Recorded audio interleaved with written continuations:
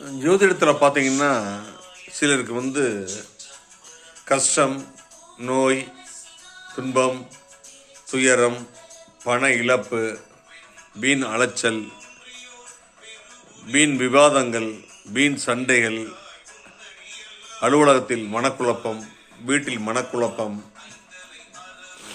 தானாகவே சில பிரச்சனைகள்லாம் சேரும்.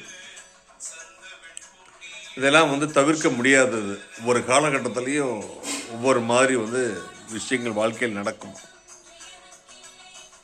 நீங்கள் என்ன பண்ணணும் அப்படின்னா, தசா புக்தி அந்தரம் சூக்ஷமம் பிராணன் அப்படின்னு சொல்லுவாங்க.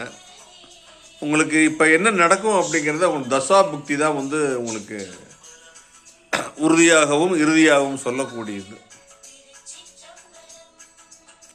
அந்த மாதிரி டைம் நம்ம என்ன பண்ணணும் அப்படின்னா, தசை நடத்தக்கூடிய கோள், புத்தி நடத்தக்கூடிய கோள், அந்தரம் நடத்தக்கூடிய கோள்,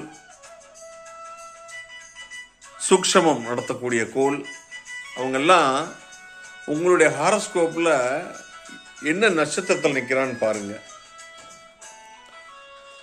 அந்த நட்சத்திரத்துக்கு உண்டான விருட்சங்கள், கோயிலில் பார்த்தீங்கன்னா விருட்சங்கள்னு ஒன்று இருக்கும், மரங்கள், அதாவது விருட்சம்னு சொல்லுவாங்க. அதை நீங்கள் வாங்கி உங்கள் வீட்டில் மொட்டை மாடியிலையோ உங்கள் வீட்டு பக்கத்துலேயோ நீங்கள் நட்டு வச்சிங்க அப்படின்னா அது வளர வளர உங்கள் பிரச்சனைகளும் தீரக்கூடிய வாய்ப்புகள் உருவாகும். இதனாலெல்லாம் பிரச்சனை சால்வ் ஆயிருமா அப்படின்னு கேட்டீங்க அப்படின்னா அந்த கேள்விக்கு என்கிட்ட பதில் இல்லை.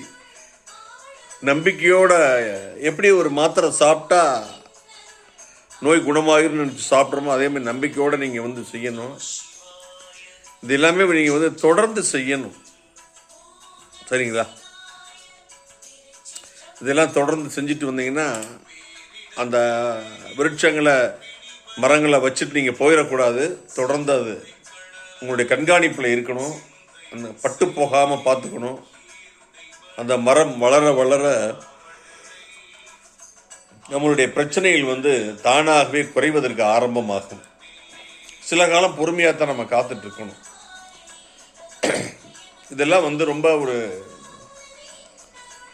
சுலபமான ரெமடிஸ். அதே மாதிரி தசா பக்தி அந்தர சூட்சமம் அந்த கிரகங்களினுடைய காயத்ரி மந்திரத்தை ஜபிக்கலாம். சூரிய வழிபாடு பண்ணலாம். சூரியனாக இருந்தால் சூரிய வழிபாடு, சந்திரனாக இருந்தால் சந்திர வழிபாடு, செவ்வாயாக இருந்தால் முருக வழிபாடு.